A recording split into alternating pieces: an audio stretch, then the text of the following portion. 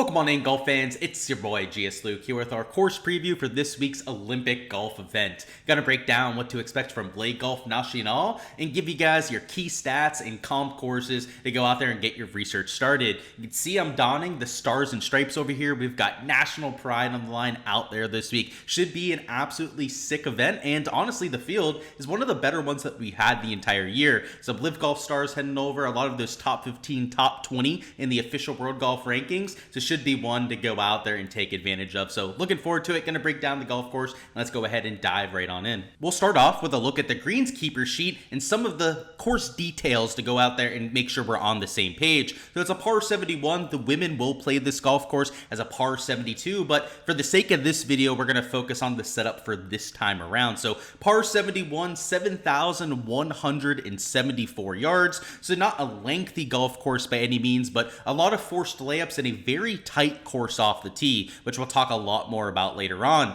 In terms of your architect, it is a Huber Chesnau design. I know I completely butchered that name. I'm not even going to try and get it right, but an extremely old golf course. It's about 34 years old, and though it's not an old-time links like we have in Scotland, it's very typical of what we'd see over there in Europe. It's got some link-style bunkering, and while the tee to green test is a little bit more American style than anything, I think it's a really good fit for an Olympic course like this, right? It's not going to favor one player more than another. It's not like an 8,000 yard golf course where bombers are only going to win. And on the flip side, right, it's not one where the bombers can't get the job done. So I think a very fair test, a very solid choice by the Olympic Committee, and looking forward to what we're going to get here. So a few of the things I want to point out: your average green size here would be about average on the PGA Tour to maybe on the large end. Some of your smaller greens are about 6,000 square foot, which are pretty typical of what we'd usually see on the PGA Tour, whereas the larger greens that are just over 8,000 square foot are going to be on the large end of the spectrum. Not quite what we get over there at St. Andrews, but pretty comparable to what we had at the Genesis Scottish Open.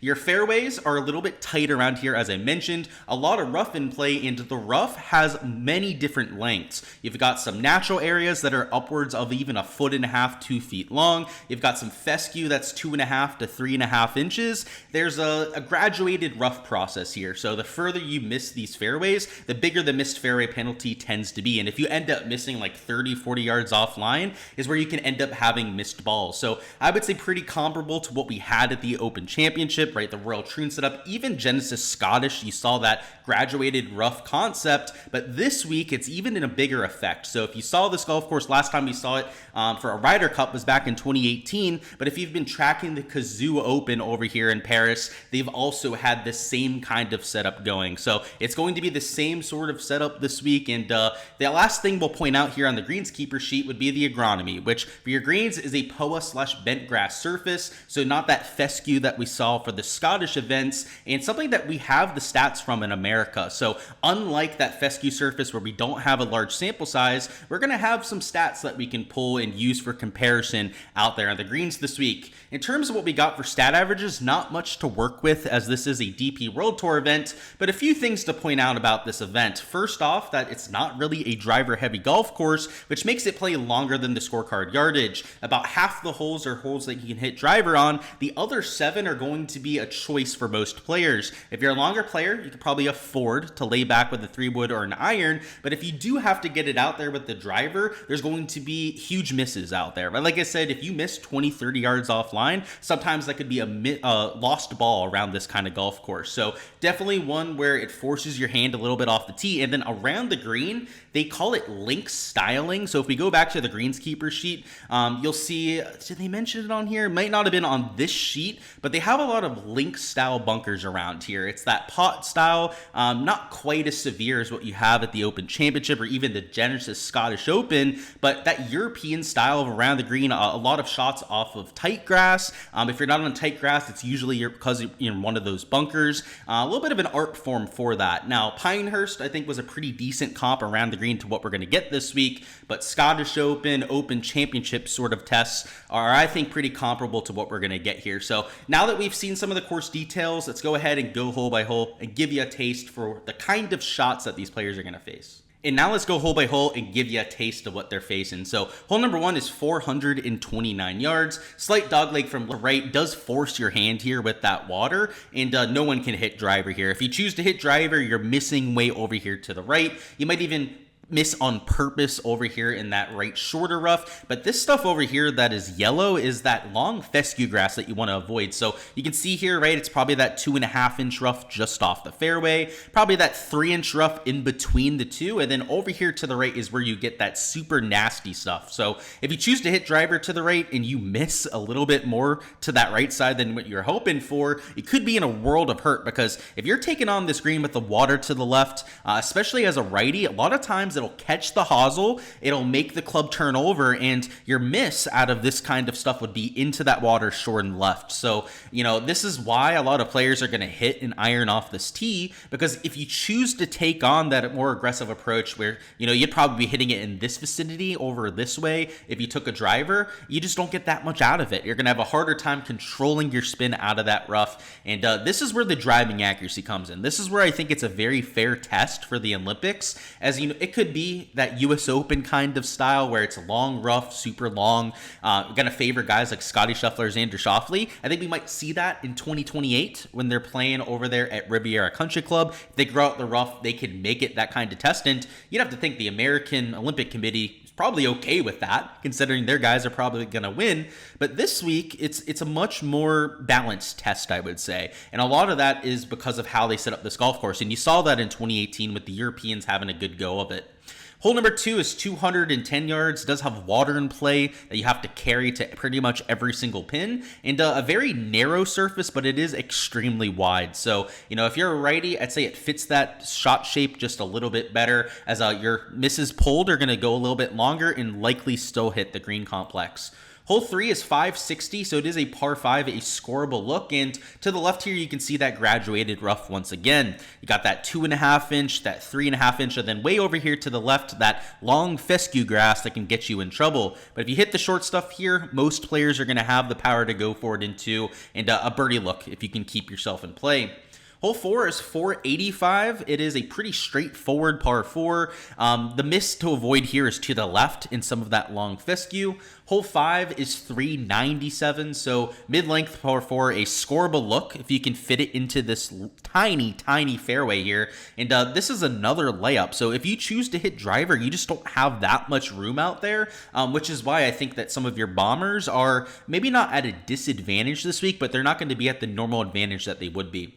Hole 6 is 381, another shorter par 4, another hole where the longer you hit it, the more that it tightens up off the tee. 7 is 480. It's a longer par 4. You run out of fairway at about 315 yards, which is probably enough room where most guys can hit driver, but you know, your Rory McIlroys, your longer players out there might have to tone it back with a 3-wood. Hole 8 is 206 yards, no water with this par 3, but a lengthy long iron shot. A little bit of a punch bowl effect here, at least towards, I believe, the back left. But this green here is very severe. There's a ton of undulation on it. So even if you get on it with your tee shot, it might be a hard 2-putt. Hole 9 is 590, so super long par 5. One where you can still reach into, especially if you hug this right side with your tee shot, as it's a little bit more of a direct line into the green. 10 is 374, so it's another shorter par 4. Another one where it's hard to hit driver, though. With this water to the left, this rough over here to the right, a small landing area. Just a lot of guys are going to choose to hit less than driver there. 11 is 182. Do have water in play on this hole, but a little bit less in play than the first par 3 that we mentioned. Hole number 12 is 440 yards. It is a slight dogleg from left to right. One thing you'll notice is that not many trees on property out here, so if you choose to take more of a direct line over the corner, you can pull that off, but the incentive here is next to none, as if where your driver's ending up is about a 10-yard wide fairway, which is borderline unfair, right? 10 yards is just not wide enough for these tour players. Hole 13 is 415 yards, dogleg from left to right. You do have this water in play down the right side as well. 14 is 567. It is a dogleg from right to left, but very reachable. And in fact, even your shortest players in the world would be able to reach this into, myself included, out there from the tips. Hole 15 is 408 yards. It's a shorter par 4, but the water is extremely in play out there for the second shot, especially for like a front pin or a back right pin location. Hole 16 is 175 yards. It's your finishing par 3. Another diabolical hole, particularly to that right side pin. 17 is 482. This is a longer par 4, very long and straight, which you don't usually see at these European style golf courses, but probably the most demanding shot off the tee in my opinion. It's just long, straight, you miss, you're going to be in a world of trouble for your second shot. And then finally 18 has my favorite approach shot, maybe on the on this DP World Tour. It's one where you could lay up off the tee. You can also choose to take driver. The issue with driver here, and why I think this golf course is such a beautiful design, is then these pot bunkers to the right come and play. And if you hit it in those, there is zero shot that you're going for the green. It's pretty much all carry to the green out of those pot bunkers. And because it's that link style of bunkering, you're usually going to have a pretty shitty lie out there. So, you know, a lot of players will choose to lay up if they hit it in those pots to the right. And definitely a finishing hole that you have to keep an eye on, as you could see doubles, triples, a birdie if you happen to hit two beautiful shots. But usually a lot of carnage coming down 18. Now that we've seen the golf course, let's go through our modeling for this week and what I'm looking for in players. If you're going to choose to hit driver this week, if you're going to be a good driver, really the one separator for me is going to be driving accuracy. As you saw with a lot of those tee shots, the longer you hit it, almost more to your detriment off the tee. So, you know, some of your longer players, I don't think are going to get that advantage, which takes away from some of your elite tier players, your Scotties, your Rorys, your Xanders, even your best players in the world, like a Colin Morikawa. The guys that are long and straight maybe don't have that same kind of advantage if they're spraying it. Now, however, you can see Morikawa's here at number 2. He's, you know, relatively long at this point too. I don't think people give him enough credit for some of the distance gains that he's had. If you're going to take advantage of that, in my opinion, you've borderline got to be an elite tier accuracy guy, because if you're hitting driver for over 10 of your tee shots a day, you're just going to end up in that fescue too often. You've seen guys like Rory fall victim at this golf course before, and a lot of the Americans back in 2018 struggled because of that. So you can see a few guys that pop there. You got Sepp Straka, who, by the way, is number 1 on the PGA Tour this year when it comes to driving accuracy. If anyone's going to be able to take advantage of driver, right, hit it more than other players, it might be guys like a Sepp and Colin Morikawa. You've got a few other surprise names up there from the DP World Tour, so that would be like your Zanottis, your Joel down there, Gerbach, I believe would be the last name. But players that we've seen a little bit more often would be a Guido Migliozzi, somebody like a Tommy Fleetwood. Now,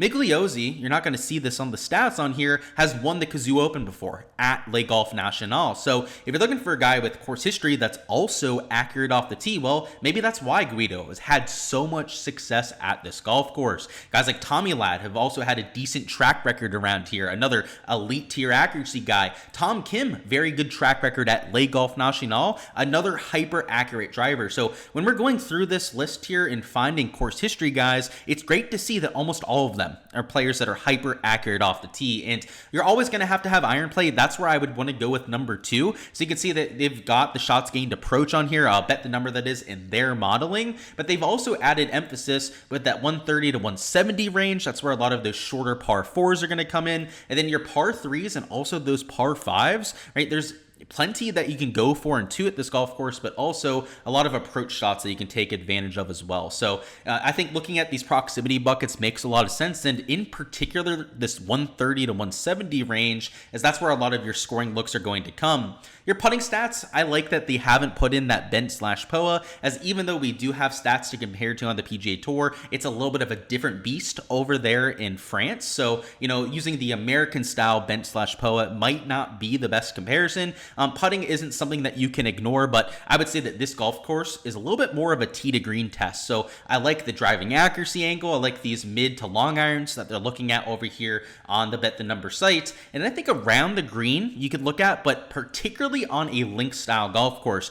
This is not a links course. It is in the center of France. It is the opposite of a links, which has to be over there on the coast. But as it's been described to me before, this golf course has links style bunkering. It has that links style of green. I mean, we saw it back there at the 2018 Ryder Cup, where you have to use that creativity and that imagination to hit some of those shots. So around the green matters. I think that's something that you can always include, but I would also say, look at some of the Open Championship around the green stuff, maybe some of the Genesis Scottish Open around the green stuff, DP World Tour stuff over there on that side of things, as it's a little bit more comparable than some of the American style of golf courses. So the modeling this week is very tee to green heavy, as I said, not ignoring the putting aspect, but a lot of the things that we've already mentioned here, accuracy, iron play, and around the green, is going to be what I'm using to identify my top plays. And now we'll quickly do a few comps here, and we're not going to have the data for these as all of them are Open Championship venues, but you can take a look at some of the leaderboards and get a taste for what you're going to get here.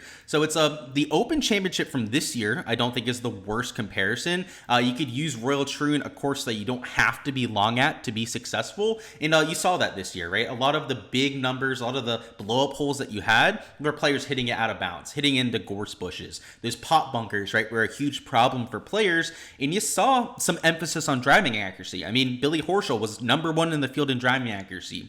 Guys like Justin Rose are more of a plotter than they are a bomber off the tee at this stage. Russell Henley, guys like Shane Lowry, even Sanjay would all fit that kind of mold, and is why they found themselves towards the top. So it's not a perfect comp. They've got the same sort of around the green shots. It's also in Europe, so maybe there's some aspect to that you can lean into. But yeah, a lot of the comps for this week are going to be Open Championship type of venues. We're going to go back to 2023 and also go with the Open Championship. So we're going to go with Royal Liverpool here. So let me find it on here. We got to scroll down and find the Open Championship. Royal Liverpool, one of the shorter Open Championship venues. It was about accuracy. There was internal out of bounds out there. There's pot bunkers to avoid. Similar style around the green. And I know it's a true link style course, but let's look at the top finishers. Brian Harman, very accurate. Tom Kim, very accurate. Oh, there's Sepp Straka, who we mentioned multiple times. Guys like Tommy Ladd finished in T10. I think not a surprise that you had some of the more accurate players showing up there. So I had that. And then the year before for the Open, so it's been 3 years in a row. So let's find that out there from 2022. So let's scroll down here. There we go. There's the Open Championship. And actually, no, year before that, sorry. 2021 is what I'm looking for. The year that Colin Morikawa won. So, yeah, St. Andrews, the opposite. St. Andrews, Bomber Fest. Hit it as far as you can off the tee. That's not what we want to compare to. It's the year before that I'm thinking of. So let's find that on there. It's the year that Colin Morikawa won. You had some other plotters towards the top. It was Royal St. George's. You had Morikawa in first. There's John Rahm again showing up, but like a Louis Oosthuizen, a Dylan Fratelli up there, a Mackenzie Hughes, right? This isn't the most off the tee heavy leaderboard. I mean, even guys like a Daniel Berger. You scroll down, you got guys like Shane Lowry, Emiliano Grillo, Corey Connors, very accurate players showing up, and the same sort of around the green shots. So like I said, the comps this week maybe aren't my favorite as we don't have a huge sample size to work with. But yeah, if you're going to use anything for comparison, I think these Open Championships make sense, and particularly for your top tier players. Your DP World Tour guys, you're probably not going to find much data from in these major championships, but you know, more Kawas, your Scotties, your Xanders, etc., you are going to find on these leaderboards.